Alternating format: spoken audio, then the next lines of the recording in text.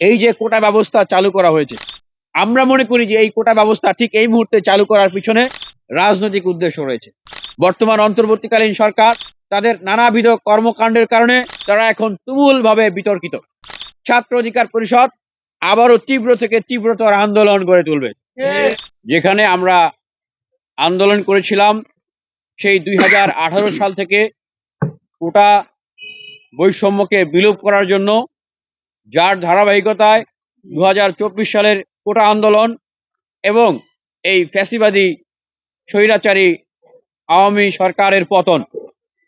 আজকে আমরা 7 মাস যেতে না যেতেই আমরা দেখছি আমাদের যে বৈষম্য বিরোধী যে চেতনা, আমাদের যে বৈষম্য বিরুদ্ধে লড়াইয়ের যে চেতনা, সেটির সাথে সাংঘর্ষিক অবস্থানে গিয়ে সরকার একটি প্রজ্ঞাপন জারি করেছে।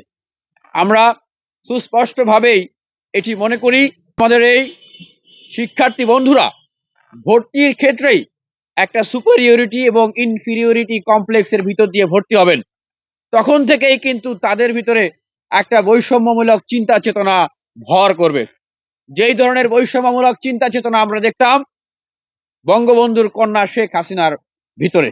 তিনি বারবার ভাবতেন তার বাবাই মুক্তিযুদ্ধ করেছেন, সকল মুক্তিযুদ্ধর মালিকানা তার বাবার, সুতরাং এই বাংলাদেশে তার একটা বিশেষ প্রায়োরিটি থাকতে হবে। আমরা এই 18 থেকে 24 এই কোটা সংস্কার আন্দোলন থেকে রাষ্ট্র সংস্কারের লক্ষ্যে যে গণ অভ্যুত্থান সৃষ্টি হয়েছে, যার নেতৃত্ব দিয়েছে আমরা, বাংলাদেশের তরুণরা, ছাত্ররা, জনতারা যারা অংশগ্রহণ করেছে, তাদের স্পিরিটের জায়গা থেকে আমরা বলতে চাই সুস্পষ্টভাবে, আমরা মনে করি না যে কেবলমাত্র আমরাই এই পুরো বাংলাদেশের মালিক। আমরা মনে করি একটা বৈষম্যমূলক রাষ্ট্র ব্যবস্থার বিরুদ্ধে যেরকম 71-এর মুক্তিযুদ্ধ হয়েছিল, 24-এর গণ অভ্যুত্থান হয়েছে। একটা বৈষম্যহীন রাষ্ট্র প্রতিষ্ঠার জন্যই মূলত আমাদের লড়াই।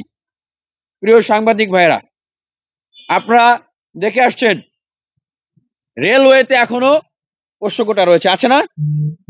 প্রাইমারিতে এখনো পোষ্য কোটা আছে না? আছে। এই কোটা, এই বৈষম্যমূলক কোটাগুলোর বিষয়ে কিন্তু সরকার এখন পর্যন্ত সিদ্ধান্ত গ্রহণ করে নাই।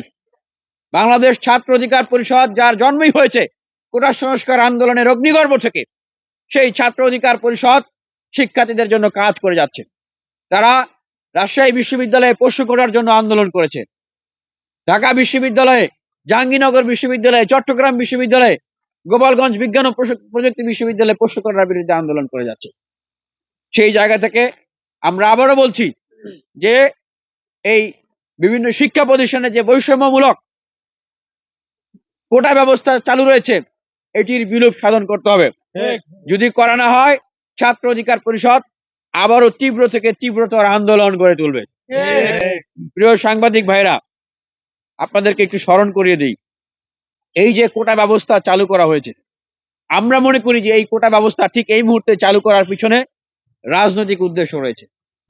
বর্তমান অন্তর্বর্তীকালীন সরকার তাদের নানাবিধ কর্মকাণ্ডের কারণে তারা এখন তুমুলভাবে বিতর্কিত, এবং তারা যে মূল দায়িত্ব নিয়ে ক্ষমতার আসনে অধিষ্ঠিত হয়েছিলেন, অর্থাৎ আহত এবং শহীদদের পুনর্বাসন করা এবং যারা আহত হয়েছেন তাদের চিকিৎসার ব্যবস্থা করা এবং এই ফ্যাসিবাদী আওয়ামী লীগ তাদের রাজনৈতিক কর্মকাণ্ডকে নিষিদ্ধ করা, আগামী নির্বাচনে তাদের অংশগ্রহণের বিষয়টি নিষিদ্ধ করা এবং প্রত্যেকটি অঙ্গন থেকে, ব্যবসায়ী অঙ্গন, আইন অঙ্গন, প্রশাসন, শিক্ষা অঙ্গন, প্রত্যেকটা অঙ্গন থেকে, বাংলাদেশের ব্যবস্থাপনা থেকে এই ফ্যাসিবাদের যে কাঠামো, সেই কাঠামোটাকে নির্মূল করে সংস্কার করা, এই সমস্ত কার্যক্রম পরিচালনা করতে তারা এখন প্রায় ব্যর্থ হয়ে গেছেন।